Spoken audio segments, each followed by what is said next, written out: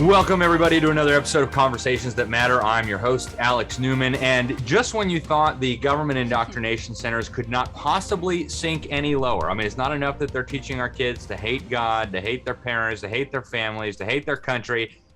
Now they're teaching them the wonders of cannibalism. And you think I'm kidding. You think I'm just being facetious. I'm not. We have a very special guest with us to talk about this scandal. Happened in a school in Georgia, and she's going to break it down for us. But it is so sick. So today we have with us Rhonda Thomas, very special guest. She's become a friend of mine. She's the founder and president of Truth in Education.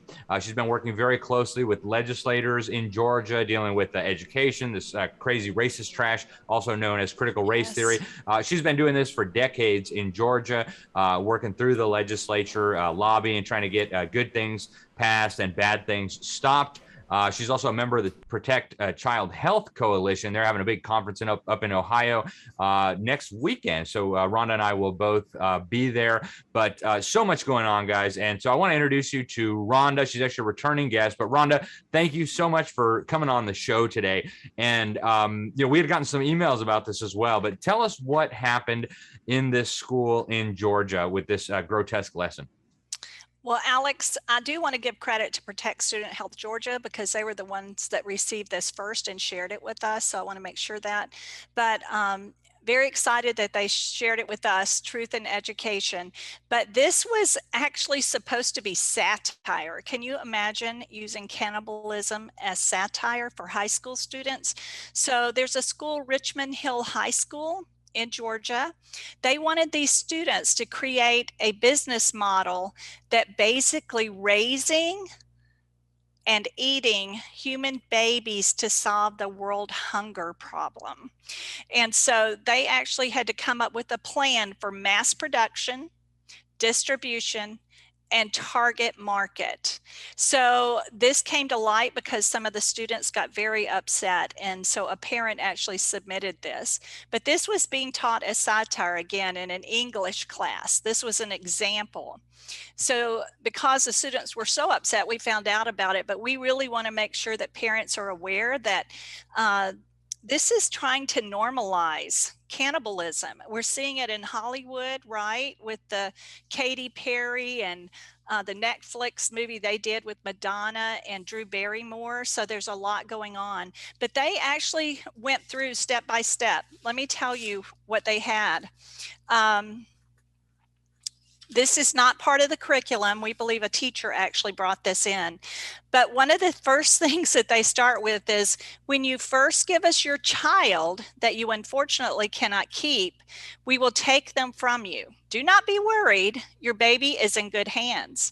To first care for your child, we will give them a vaccine, keep them safe from for some reason, they put Panorama. After that, they usually get very tired from the shot. They will get sick and will not wake up. Can you believe this? So when this happens, we have a small funeral.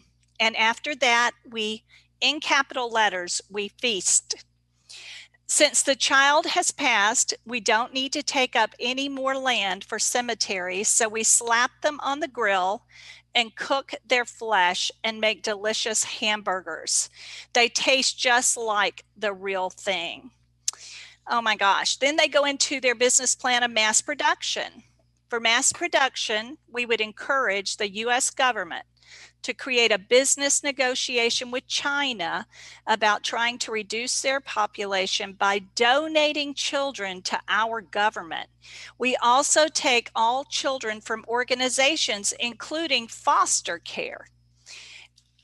They are just taking this to the extreme. And it says the production is once they receive these babies, Alex, the meat is cured and dried, similar to that of beef jerky, so that it doesn't spoil and is preserved longer.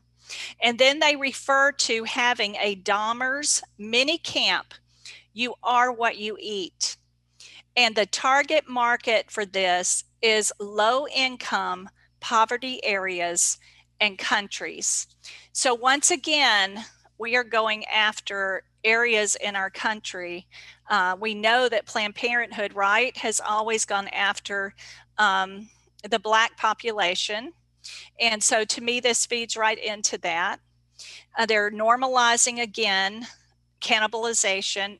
And this book, My Friend Dahmer, is a graphic novel, which we're seeing more of that in our schools. This, as they referred to in this mass production and business plan, this can be accessed through our children's database in their media centers that are filtered, but they can get into EBSCO, and I think we've talked about this before, and they can get this book, My Friend Dahmer. This is an award-winning book. Can you believe this? For our children. They're actually making a movie out of it. So our schools are targeting our children. And this goes back to, which I know you're really familiar with, social emotional learning. This is shocking their value system, shocking their emotions, to be able to break them down and make this normal. This Dahmer book is a very creepy book if you think about what he did and the lives that he affected. And now we're bringing this into our school system. Yeah. Oh, it's so grotesque, Rhonda. And imagine the kind of reprobate mind that would come up with this and argue it was humorous. So I've actually got a photo that was sent to us. It says, Plan B, we got you covered. They got a little tagline for their monstrous baby eating business. It says, you make them, we bake them. Okay, folks, this is the kind of depraved mind. This is the kind of depraved thing that is going on in our schools. And for those who just think this is harmless fun, recognize also that this is how homosexuality was normalized and eventually foisted on America. It started off just, throwing it out there like it's fun, like it's cute, putting it in your face. And back in the 1990s, people don't realize, I think a lot of it is the young people, sodomy was still a crime across virtually the entire United States. And yet in the schools, starting in the early 1990s, the children were bombarded with LGBT propaganda, preparing them. In fact, one of the documentaries they used to show these children featured an LGBT activist teacher talking about how, hey, let's be pretend judges, children, and let's think about what we do about these mean old laws banning homosexuals from getting married. So, folks, there's a method to the madness here. We also know that in California, the governor just signed over the last week a bill mandating this ethnic studies model curriculum. For those who haven't followed our coverage of that, this insane curriculum requires elementary school children to chant to the Aztec demonic deities of cannibalism and war and human sacrifice. So, guys, the level of depravity that is invading our public schools, and as you see, it's even in Georgia, is just absolutely off the charts. Rhonda, what are you hearing from parents? I actually got an email from Marcia Metzger about this issue as well. She sent me some of these screenshots as well. So I know the word is spreading very quickly in Georgia. You've made some phone calls to some of the school officials involved. What's going on? I mean, is this person going to be fired? Are we going to have some kind of change, or what's going to go on here? We're trying to organize a rally at the school, Alex, and bring more attention to this, because this needs to stop right here. We don't know what other schools this has been introduced in. So we need to make a really big, bring a lot of attention to this, because we don't want this to go further. We need parents to understand how, like you said, depraved our schools are becoming. This is one of the worst things I think I've seen, but I'm not shocked, because when you think about what's in our schools, the mindfulness, this is satanic. This is satanic. And so we have got to get this out of our schools. The parents are very upset. There's been a lot of feedback on all of this. Parents wanting to know what to do, what can we do, because they don't want this coming to their schools. Yeah. So this teacher needs to be held accountable. Yeah. And what you said is just, it's so striking, and it's so sad that you're not even shocked. And I wasn't either. When I got this email a few years ago, I might've been shocked, but today, it'd be hard to shock me anymore with what's going on in the schools. And so I understand you even confirmed with some of the school officials that the leadership there is aware of this. Supposedly they're investigating, and who knows what else. I guess a lot of parents are upset, but folks, I mean, think about this, okay? And if this is happening in conservative Georgia, just imagine what's going on in Illinois and New York and California. I mean, they're at the point now where they're normalizing pedophilia as just another sexual orientation. We've got them on video. The assistant superintendent saying, "Oh, well, we got to teach them pedophilia. It's just a sexual orientation that's existed throughout history." Right? I mean, this stuff is bonkers, guys. And we all recognize that it's crazy. But what happens is, you normalize it in one generation, and as the older generations die off and the younger generations take over, this becomes just kind of normal. Rhonda, in the last few minutes that we have left, what advice do you have for parents, for activists, for taxpayers who are sick of this? What can people do, and how can people in Georgia get in touch with you and connect with the excellent work that you're doing there? They can reach out to us through truthineducation.org, Alex, and my email is rhonda@truthineducation.org. And we really are encouraging parents to take a stand. This may require eventually us pulling our children from these schools. These schools are not getting better. They're really not. It's just getting worse. So we want to encourage parents, do not stand back on the sidelines. You can't. We are here for this purpose, and we need to stand up for our children. Our children need to see us standing up for them, but we need to get involved. We need to not have our heads in the sand or be fearful. They have done a good job of creating fear in parents and teachers. Well, y'all are domestic terrorists now, right? If you go and stand up for your kids, you're a domestic terrorist. So how's that going over in Georgia? Are parents cowering in fear now that the government has insinuated that they are domestic terrorists? I don't think so. I think the people, especially that were already involved, it really just built a fire under us to prove that we are doing the right thing. In fact, that tells me, Alex, that we're over the target. Yep. They're very concerned that they're losing kids in schools. Homeschool has doubled in Georgia. So I think they're going to see, bottom line, that the parents are going to affect their profits. And we know that's why they came out after us, right?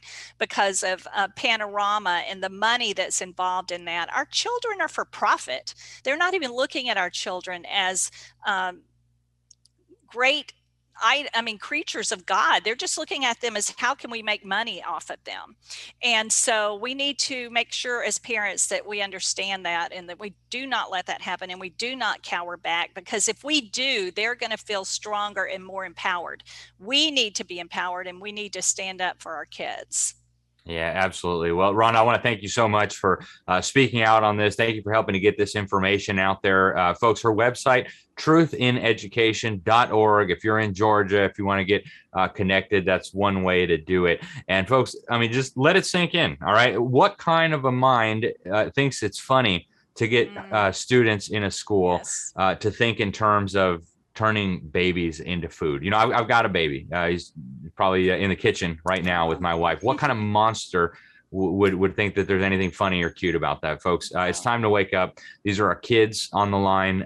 These are horrific, demonic, evil ideas that are being put into their heads. This is poison, and it's going to lead to a catastrophe if we don't take action. Rhonda, thank you for joining us. Folks, thank you for watching. Thank you, Alex. Absolutely. It's a pleasure to have you on, Rhonda. We look forward to checking back in with you soon. I look forward to seeing you in Ohio in just a matter of days here. Yes. Folks, get involved. Share this video with your friends, especially with people in Georgia.